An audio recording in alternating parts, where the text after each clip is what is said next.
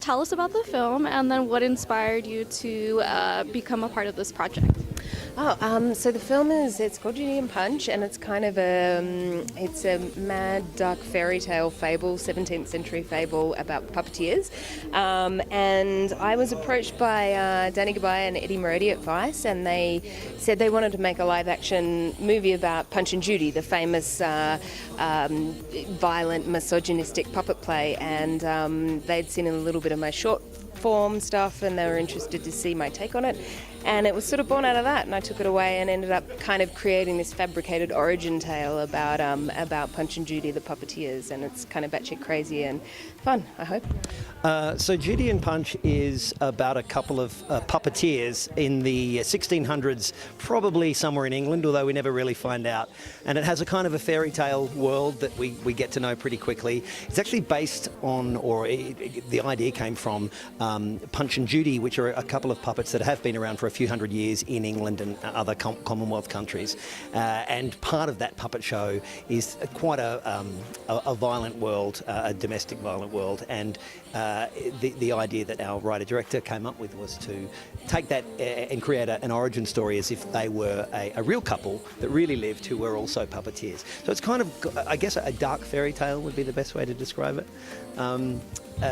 In terms of how I came to play Punch, I have known Mirrah for many years, who wrote and directed the film, and it's just a case of auditioning, and it all kind of worked out in the end. There's a historical context to the puppeteers, right? So it was Punch and Judy, and you changed the title to Judy and Punch. So I was kind of wondering what brought that title on, and like if there's like this more feminist take on the film.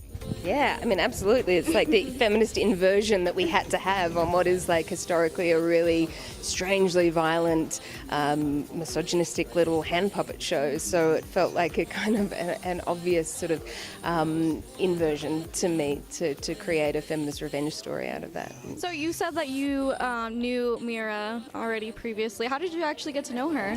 Well, we're both actors. Mirrah was and still is an actor as well, and so we acted together.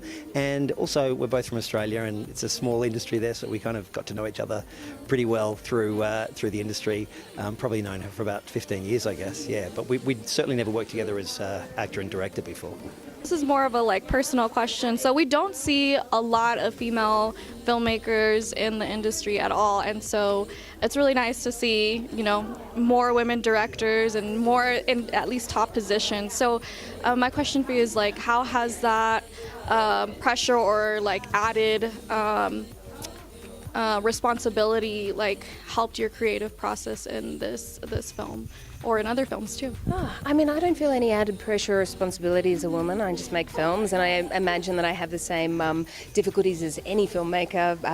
I think it's a really interesting time at the moment, and I think kind of the world is recognising in all industries a balance that needs to be addressed, and so I feel really grateful to have landed in the world at this particular point in time. But in terms of being a filmmaker, I feel exactly the same as any other filmmaker. I mean, I feel like I experience the same obstacles, the same difficulties, and I work just as hard, and I don't think there's much of a difference, and I'm very supported by a lot of people around me. I'm very lucky for that, and yeah.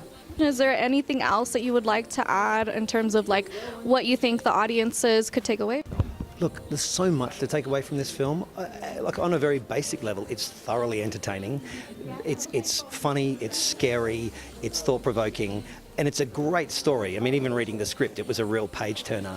But it's also got a really kind of feminist angle to it as well, because you know, even though the puppet show was called Punch and Judy, this film's called Judy and Punch, and it sort of turns on its back the what actually took place in the puppet show does take place again in the film, but then the Judy character.